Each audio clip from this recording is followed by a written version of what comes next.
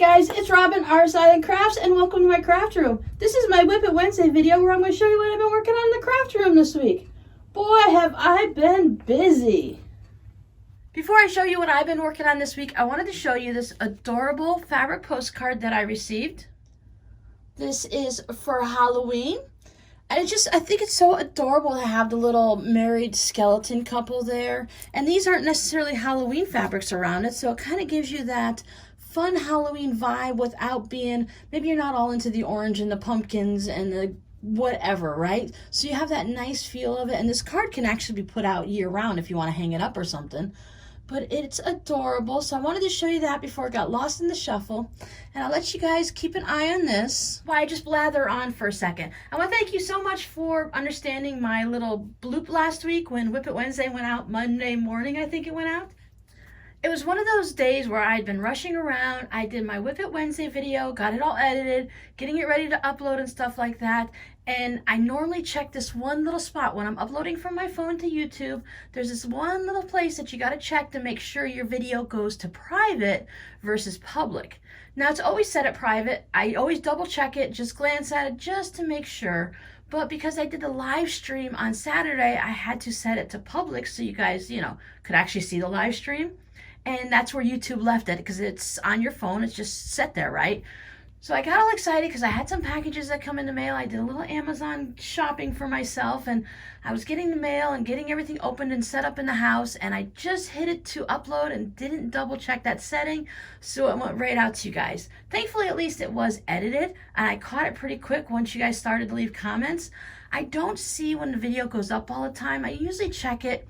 My videos go up at 9 a.m., so I usually try to check it at if I'm paying attention, and I can check it at 9:05, 9:15, sometimes 9:30, depending on, what's going on in the morning and stuff. But as soon as I see comments coming in on my phone, then I'll know if there's something wrong. So if you ever see something that looks a little bit weird, maybe a video went up that shouldn't, like it did on Monday, or maybe I put up a video once that I didn't edit by accident.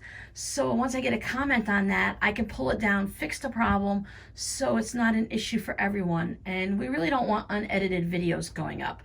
I do a lot of coughing, sneezing, clearing my throat, and grumbling when I make a mistake. So we want to edit those things out, right? So thank you for understanding. So you got that video early on Mondays. You didn't get a video on Wednesday. I had high hopes of either going live for a little bit Wednesday morning or giving you a bonus video, but as you know, none of that happened. But I did get a little crafty and creative this week. The beginning part of my week was all blah, blah, blah, nothing exciting. Then the weekend hit and I'm like, okay, it's time for me to have fun. So let me show you what I worked on.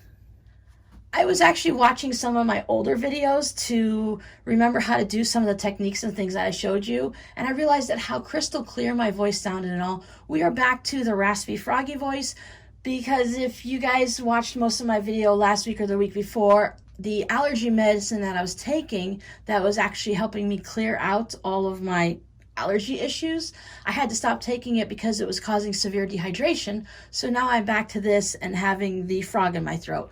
No worries, I go to the doctor this week and I'll see if there's something else I can take to solve this problem.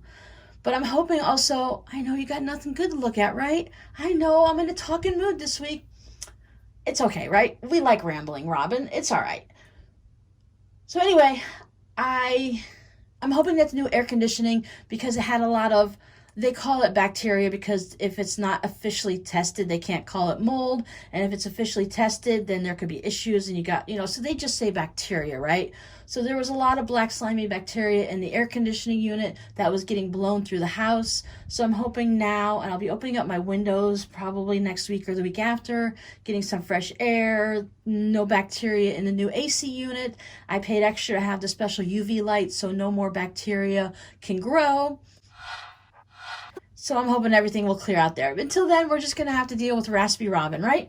So let me show you what I've been working on. Now, you remember when I told you that I planned on repurposing the oops when I was trying to make those Japanese knot bags, that I was going to go ahead and just make rounded zipper pouches. So I went ahead and turned them all into zipper pouches. I played with a few little techniques. I tried putting darts in it to see if it mattered at all. So maybe if I put darts in it, it would sit up better. But you know what? They sit up on their own anyways. So I have the green plaid and I have the pink and gray plaid.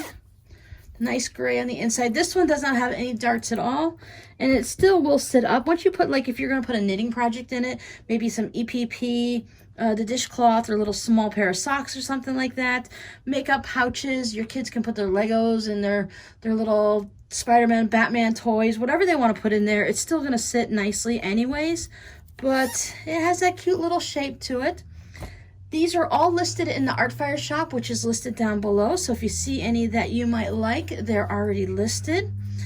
If you follow me on Instagram, I have shown just about everything I'm going to show you today on Instagram.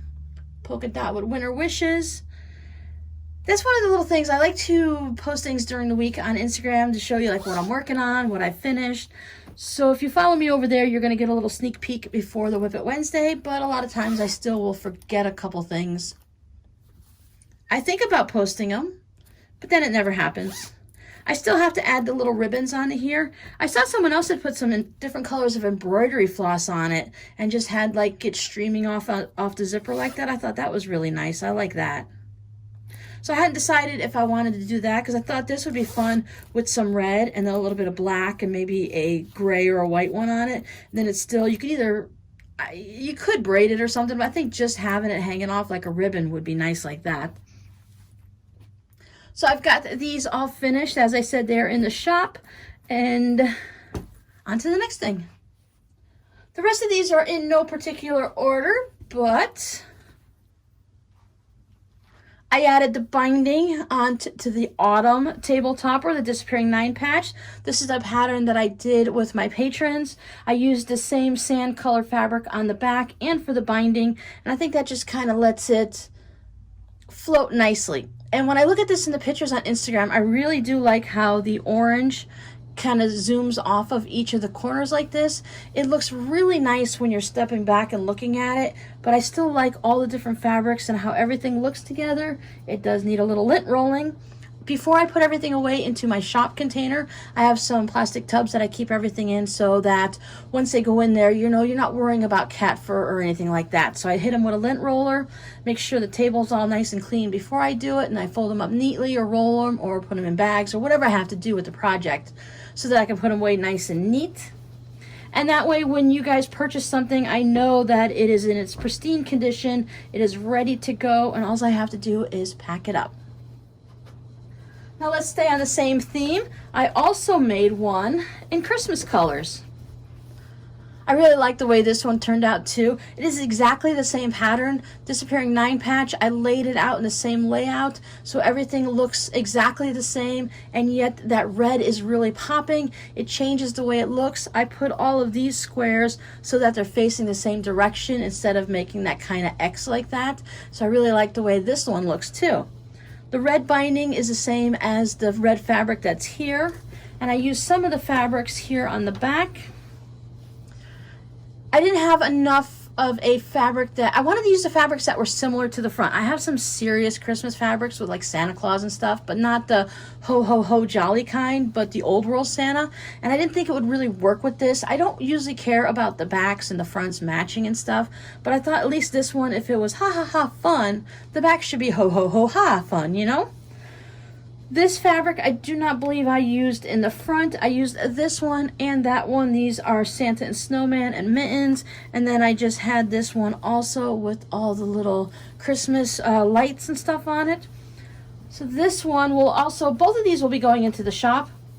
I debated whether or not I wanted to keep them and stuff, but I really don't have the space right now for this type of a mini quilt decorations. We don't have, my living room is a rectangle like this, and it's only, I think it's 10 feet wide, if that.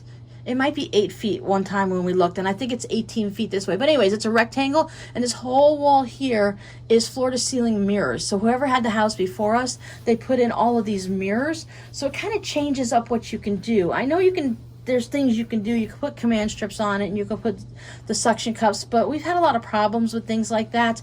Plus, with the couch being there, the cats think, oh, look, that's a play toy for us. So we've had a lot of problems putting things there. We haven't even been able to put those little peel and stick decals for the holidays because the cats like to peel them off and run around and play with them. So between that wall being taken up and then the wall across here is the TV and the desk and all that stuff, there's only limited spaces. Yeah, I can hang it up in my craft room, but I thought, you know what, I'll share it with the world. So if anyone is interested in it, these will be going into the shop this week. I don't know if I will be able to get it all listed before you see this video on Wednesday. Hopefully on Wednesday. I'm going to pay really close attention to make sure it doesn't go up on Monday. The other thing I finished, this is from our mini stacks that we did here on YouTube. This is my green and Christmas version. This one was really fun. I love the way this one turned out.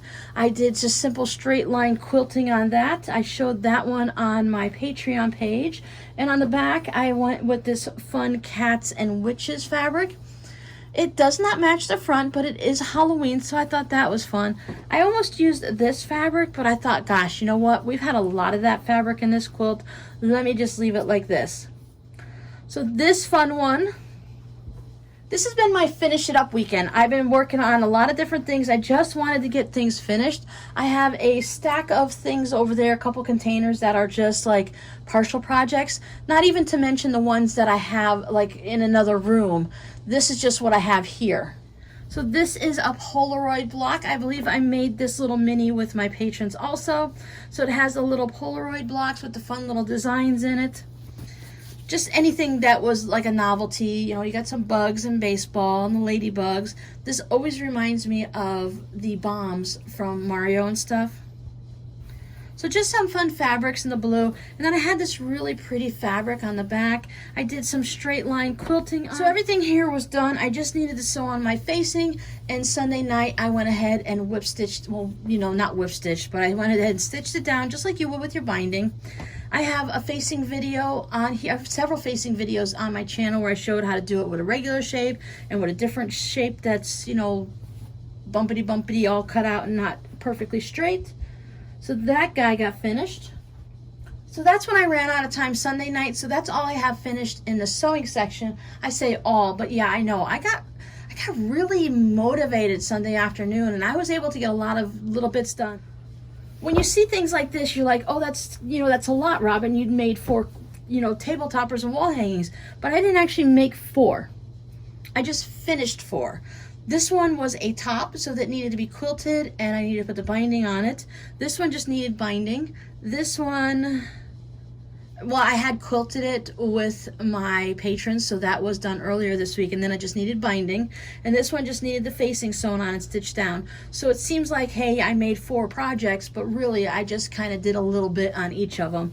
This one is the one I did the most on. I actually did all of this Sunday. So I did the facing, I did all of the steps on this one, I did the binding and the binding. So it was a really productive Sunday.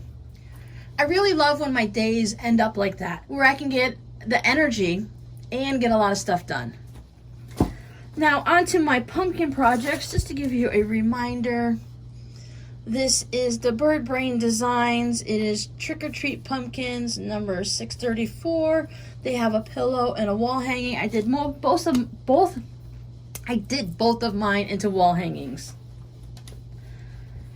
As always, here is, oh, look, you can see some of the pumpkins on there. I finished off putting all the trick or treat into it.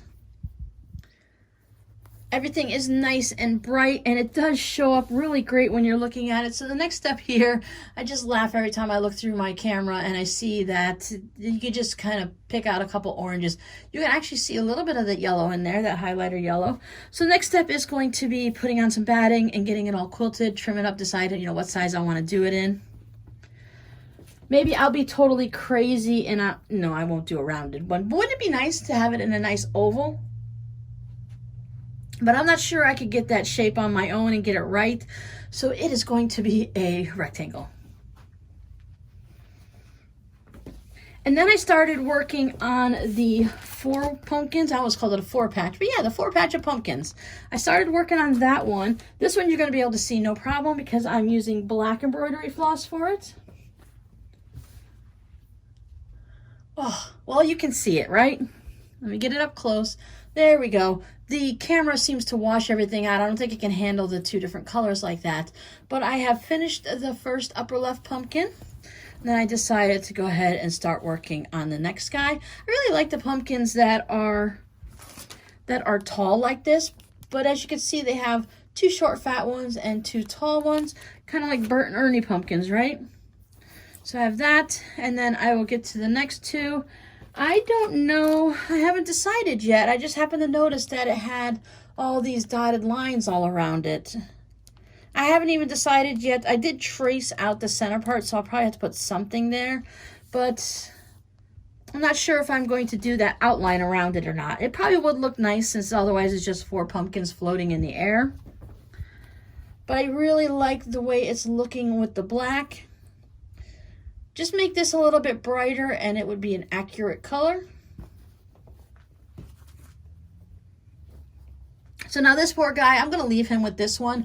I'll probably finish them both at the same time because otherwise he'll end up in that pile of projects that need to be finished and he might get lost till next year. I finished a dishcloth the other week. I have yet to block it and make it all pretty, so it does have a little bit of the curling edges here.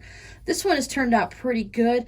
The only thing with these is these are the little ones that are a little bit rougher, so I have to pay attention when next time. I have plenty of yarn right now to keep making dishcloths, but when I go shopping next time, I'm going to pay particular attention to get the ones that are a little bit softer. These are great for doing dishes and they both soften up nicely, but the other ones start out soft, and I think those make it better if you want to use it for a face cloth.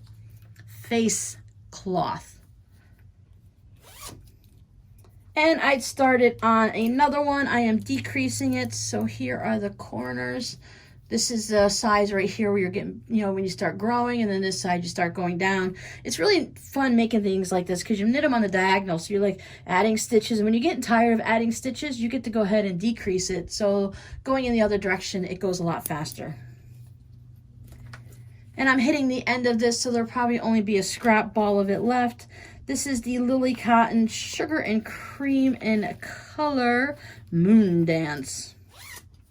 This is a bag that I made when I was following a tutorial that the Crafty Gemini and Missouri Star Quilt Company were doing together. I didn't use all the same material. I used batting for mine, but it just came out really cute. I made 2 bags out of it. I sold one as a tote bag in my shop, and I kept this other little one for myself. This is all from Jelly Rolls, so it was a fun project, and it's just been my washcloth and knitting bag, my dishcloth bag for years since I made it. I worked on the cowl a bit. Find my needles. So I was able to put a few rows onto this. So I think what I'm going to do is I'm just going to go ahead and leave this just like my miter square blanket. Like I'm going to show it to you when I have significant rows onto it, maybe a few inches, because right now it's just like ho-hum. Yes, it's the same thing over and over again. You see it from this is the way you wear it. I'm knitting it inside out. This is the way it's going to be on the actual person when they wear it. I like this side better, of course. I've never really cared much for the reverse of the stockinette or a whole bunch of purl stitches, but it is not my cowl, so it doesn't really matter. The designer made it so that it was to be worn backward like this. This is a Pearl Soho. This is the newsprint cowl. I'm going to be making more of these tote bags. These are like a tote bag type purse thing. We learned this on an online thing. This one lady had made them, and it's been several years, probably like 15 years since I'd gotten this design, and she had it designed so you could put like a sports team up here, or you can embroider someone's name and stuff like that. It was more of one of those forums that had a lot more people that had like the embroidery attachment to their sewing machines, and they could have the big hoops and stuff like that. I had the Disney Brothers little sewing machine that did embroidery also, but it only had a 4-inch hoop, and I never really got anything bigger than that. But I made this for myself with some black denim and this really fun purple swirly sparkly. So I do want to make some more of these. These are really fun and quick to make. I actually made these before I was making quilts. I had to because I didn't know about using rotary cutters or anything like that, I had made cardboard templates for all of these pieces everywhere, except for the handle, because even that I was able to do on my own. But I had this I did have a rotary cutter and a ruler, but it wasn't like quilt quality. It was something like more for people that were maybe cutting paper or something, because it had a metal guard on the ruler. I should bring it out sometime. It's really, really old school, in my opinion it is. But I want to make more of these because I think it'd be a really fun thing to do, and to have various things I can always put and, you know, applique someone's name up there, since I don't do the machine embroidery. That would be fun, right? And my big knitting project of the week, dun dun dun dun, is Robbie George's socks. And you guys recognize this design of a bag. I've made several of these. I made this one a little bit taller. I have my favorite turtle fabric from America Samoa, and I bought 2008, 2009, and then the Turtle Ninja fabrics on the inside. So let's see what his socks look like.